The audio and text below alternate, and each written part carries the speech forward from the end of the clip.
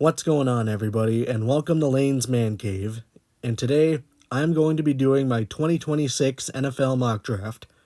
Here we go. Now, with the first pick, I don't think I need to get into this too much, but I got the Raiders taking Fernando Mendoza.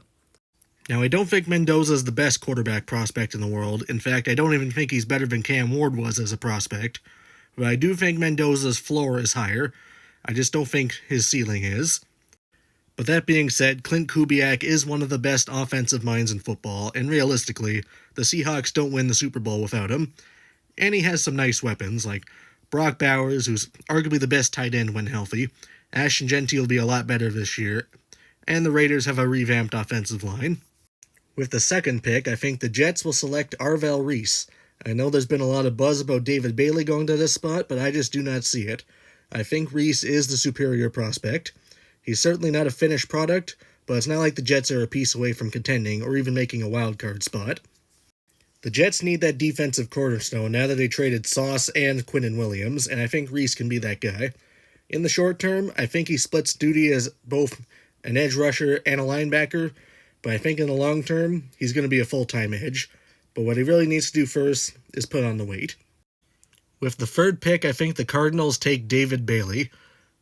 I definitely think the Cardinals could trade this pick, but I don't do trades in my mock, so instead, I have them taking an edge rusher opposite of Josh Sweat. The NFL is a lot higher on Bailey than I am. He's got the speed, and he's got the production, but I don't think he can be a free down pass rusher in the NFL. With the fourth pick, the Titans take Jeremiah Love. The Titans weren't able to get too many weapons for Cam Ward, aside from Wan'Dale Robinson, but when he is your number one receiver, you need a guy like Love to take the pressure off Ward. Love is a free down back and one of the best running back prospects since Saquon Barkley. Love is a dynamic playmaker and will be an immediate impact in the run and the pass game. With the fifth pick, the Giants select Sonny Styles. I believe Styles is the best player in this whole class. He is an athletic freak, and he is elite in coverage. And now the Giants need a new defensive game changer, now that Dexter Lawrence is gone. Abdul Carter can still be that guy in the pass rush, but with Bobby Okereke's sharp decline, they need help at linebacker, and Styles can be that guy. He is genuinely the best linebacker prospect that I have ever seen. With the sixth pick, the Browns take Francis Mauigoa. The Browns desperately need help on the offensive line, and Mauigoa is the best offensive lineman in this year's class. He can play on the right side and move Titus Howard to the left, but whatever the Browns do, they cannot start DeJuan Jones. He is one of the worst starting tackles in the NFL, and the Browns' offense will be bad even if he doesn't start. With the seventh pick, the Commanders take Caleb Downs. Downs has elite football IQ, elite tackling, and he can play all over in the secondary, whether it's deep, in the box, or in the slot.